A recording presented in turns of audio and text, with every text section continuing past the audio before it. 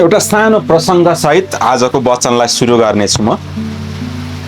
एकजना मान्छे चाहिँ टोपी बेच्ने मान्छे रहेछ। अनि सधैँ न टोपी बेच्न बजार जाने, अनि फर्किँदाखेरि एउटा रुख मुनि बसेर गर्मीमा यसो शीतल ताप्ने खालको मान्छे रहेछ। अनि एक दिन के भएछ, त्यही रुख मुनि बसिरहेको बेलामा चाहिँ एउटा बाँदर आएछ र त्यो टोपी लगेर माथि रुखमा चढिहालेछ होइन। अनि अब त्यो मान्छेको दिनभरिको मेहनत नै त्यही हो, ऊ त्यो बेच्ने हो, त्यसैले नै आफ्नो जीविकोपार्जन गर्ने हो होइन। अनि के गरेपछि त्यसले त्यो टोपी देला त बाँदरले भनेर उसले सोच्ने क्रममा उसको दिमागमा बुद्धि के आएछ त भने चाहिँ एउटा ढुङ्गा हान्न खोजेछ, बाँदरले पनि माथिबाट केही चिज हान्न खोजेछ। त्यसो भएपछि उसले त्यो आफ्नो टोपी फालेपछि बाँदरले पनि फाल्छ कि त भन्ने सोचेर आफूले लगाएको टोपीलाई कच्चाकुचुक पारेर स्वाट्ट फाल्दाखेरि बाँदरले पनि ठ्याक्कै त्यही एक्टिङ गरेर चाहिँ त्यो टोपीलाई कच्चाकुचुक पारेछ र स्वाट्ट फालिदिएछ। अनि मान्छेले त्यही टोपी टप्प टिपेछ र अनि खुसी हुँदै घर आएछ। घर आइसकेपछि आफ्नो छोरालाई चाहिँ उसले के सिकाएछ त, आज यस्तो यस्तो भयो, त्यहाँनिरको त्यो बाँदर चाहिँ अलिकति फटा खालको रहेछ है, पछिको दिनमा पनि तिमीले यो सिक्नु, कुनै दिन त्यस्तै गर्न सक्छ फेरि, त्यो तिमीले सिक्नु है भनेर भनेछ। अब यो सानो प्रसङ्गको अन्तिम भाग म अन्तिममा राख्नेछु, यसलाई चाहिँ सम्झिरहनु होला है त। एउटा हाम्रो जीवनमा प्राय हामीले गरिरहने काम भनेको के हो त, गल्ती। सानो होस् ठुलो होस्, जानेर होस् नजानेर होस्, कुनै न कुनै तरिकाले हामीबाट धेरै अवस्थामा त्यस्ता गल्तीहरू भइआएका हुन्छन्। अनि त्यो गल्तीबाट उम्कने हामीले देखेको सबैभन्दा सजिलो विकल्प के हो त, त्यो गल्ती अरूलाई थुपार्नु, त्यो गल्तीको दोष अरूलाई दिनु। हिँड्दा हिँड्दै बाटोमा चाहिँ ढुङ्गामा ठेस लाग्यो भने त्यो ढुङ्गा कहाँबाट यहाँ आइपुग्यो भनेर त्यो ढुङ्गालाई दोष दिनु, वा कसैले केराको बोक्रा त्यहाँ फालिदिएको रहेछ त्यसमा परेर चिप्लियो भने मान्छेले चाहिँ अनि त्यो केराको बोक्रा फाल्नेलाई गल्ती गर्छ, गाली दिन्छ होइन। गल्ती न केराको बोक्रा फाल्नेको गल्ती हो, न त्यहाँ बाटोमा भएको ढुङ्गाको गल्ती हो। गल्ती कसको हो? त्यो मान्छे आफ्नै होइन, किनकि हेरेर हिँड्नु पर्थ्यो। हाम्रो जीवनमा हामीले त्यही नै गरिरहेछौँ अहिलेसम्म।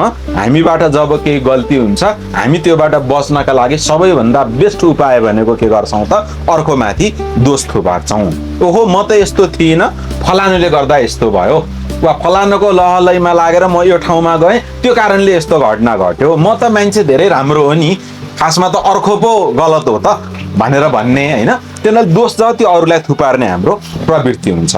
आज म परमेश्वरको यो वचनको भागमा यही विषयलाई, गल्तीको एउटा सानो विषयलाई म बुझाउन गइरहेको छु, र योबाट गल्तीबाट कसरी परमेश्वरको आशिषसम्म पुग्ने त, त्यो अनुग्रहसम्म पुग्ने त भन्ने त्यो छोटोमा पनि म हजुरहरूलाई बताउने छु। आउनुहोस् हामी यूहन्नाको पुस्तकको 8 अध्याय हेरौँ। त्यहाँ एकदमै उत्कृष्ट एउटा चाहिँ प्रसङ्ग येशू ख्रीष्टसँग जोडिएको छ, अनि त्यसबाट हामी केही सिक्ने प्रयास गर्नेछौँ। हजुरहरूले सुन्दा पनि हुन्छ, येशू ख्रीष्ट जैतुन डाँडामा हुनुहुन्थ्यो, अनि त्यहाँ चाहिँ उहाँ मन्दिरमा जानुभयो, प्रार्थना पनि गर्नुभयो, अनि मानिसहरूलाई शिक्षा दिनुभयो। राम्रो कुराहरू सिकाउँदै गर्दा त्यहाँ चाहिँ शास्त्री र फरिसीहरूको एउटा ग्रुप आयो भनिन्छ, जो चाहिँ विशेष गरी पुरानो व्यवस्थालाई मान्नेहरू थिए र उनीहरू चाहिँ अलिकति कट्टर प्रवृत्तिका थिए होइन। येशू ख्रीष्टको शिक्षालाई चाहिँ उनीहरू राम्रोसँग सजिलोसँग स्वीकार्दैनथे। अनि ती फरिसीहरूले, ती शास्त्रीहरूले एकजना स्त्रीलाई ल्याएर आए। ती स्त्री व्यभिचारमा फसेकी स्त्री थिइन् भनेर यहाँ बाइबलले बताएको छ। अनि ती स्त्रीलाई ल्याएर आए। अब यहाँ महत्त्वपूर्ण कुरा के छ त, व्यभिचारमा फसेको स्त्रीहरूलाई मूसाको पुरानो नियम अनुसार ढुङ्गाले हान्ने भन्ने सिस्टम थियो। अनि त्यहाँ ल्याएर उनीहरूले येशू ख्रीष्टलाई सोध्छन्, पुरानो नियममा त ढुङ्गाले हान्ने भन्ने नियम छ, अब हामीले यो स्त्रीलाई चाहिँ यहाँ ल्याएका छौँ, के गरौँ त, अब हामीले ढुङ्गाले हानौँ त वा ढुङ्गाले हान्ने हो त भनेर येशू ख्रीष्टलाई सोधे। यो सोध्नुको पछाडिको एउटा उद्देश्य थियो ती व्यक्तिहरूको, ती गलत सोच भएका व्यक्तिहरूको, उनीहरू येशू ख्रीष्टलाई फसाउन चाहन्थे। यदि येशू ख्रिस्टले ढुङ्गाले हानौँ भन्ने हो भने त्यो कहीँ न कहीँ नराम्रो हुन जान्थ्यो। एउटा स्त्रीमाथि ढुङ्गाले प्रहार गर्नु कुनै पनि अवस्थामा राम्रो हुन्थेन। दोस्रो कुरो, येशू ख्रिस्टले मोसामा लेखिएको त्यो नियम गलत छ भनेर सिधै भनेको अवस्थामा मानिसहरूले उहाँको अझ धेरै विरोध गर्न सक्थे। त्यसकारणले एकदमै अप्ठ्यारो अवस्था आयो। येशू ख्रिस्टले ढुङ्गाले हान भनेर भन्न सक्ने अवस्था पनि आएन, होइन मोसाको नियम गलत छ यसलाई बचाउनु पर्छ भन्न सक्ने अवस्था पनि आएन। एकदम अप्ठ्यारो परिस्थिति आयो र प्रुफ एक किसिमले त्यहाँ आयो कि तिनी स्त्री चाहिँ व्यभिचारमा फसिन् भन्ने सबैले स्वीकारेकै जस्तो देखियो। गलत त भयो, त्यो गलतलाई सही कसरी गर्ने त, त्यहाँ एकदमै महत्त्वपूर्ण कुरा आयो। तब यो 8 अध्यायको 7मा लेखिएको छ, तर जब तिनीहरूले उहाँलाई सोधि नै रहे तब उहाँले खडा भएर तिनीहरूलाई भन्नुभयो। के गर्ने त, ढुङ्गा हान्ने कि नहान्ने, के गर्ने त भनेर सोधिरहँदा उहाँले भन्नुभयो। के भन्नुभयो त है, तिमीहरूमा जो पाप रहित छ त्यसैले यस स्त्रीलाई पहिलो ढुङ्गा हानोस्। आमेन।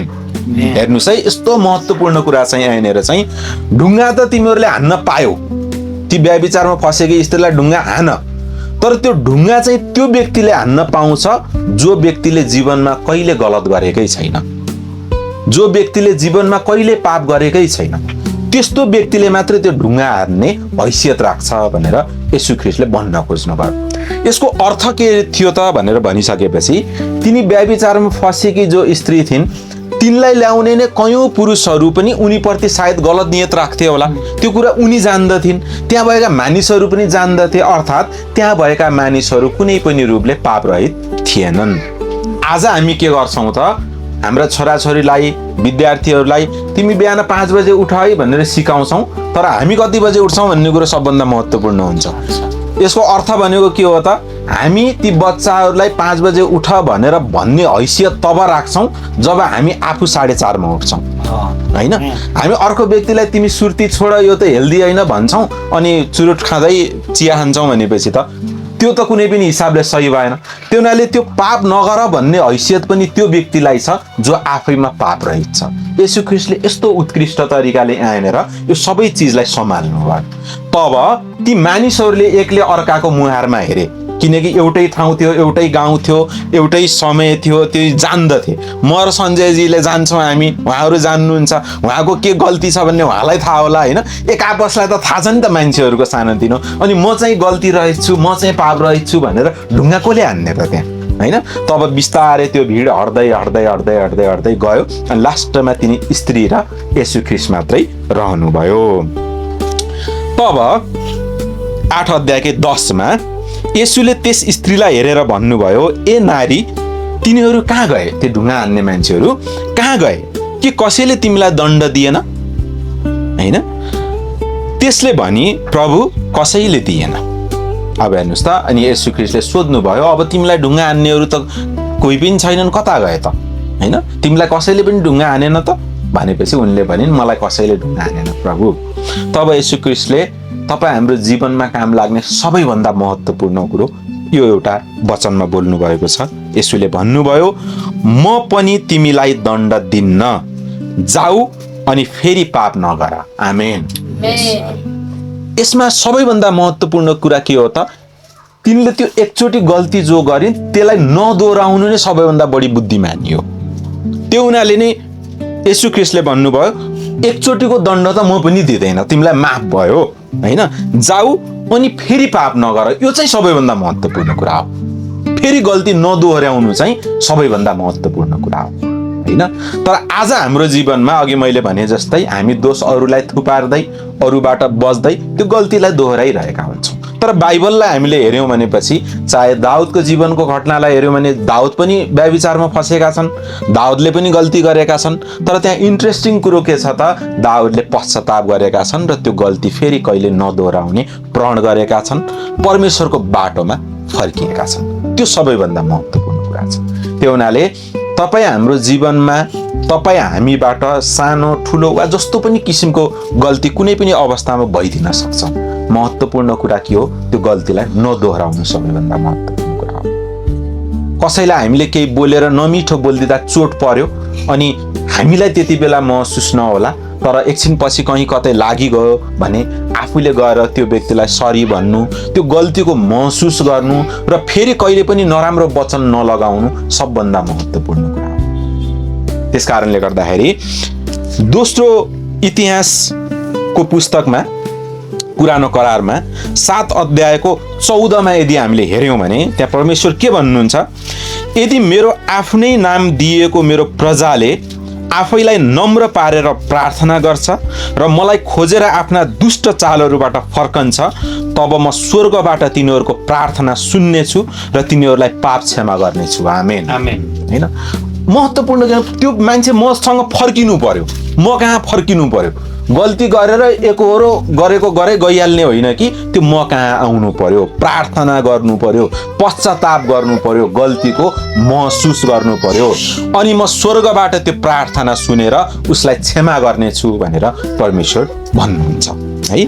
अब म अन्तिममा अघिको त्यो सानो प्रसङ्गलाई फेरि जोड्न गइरहेको छु।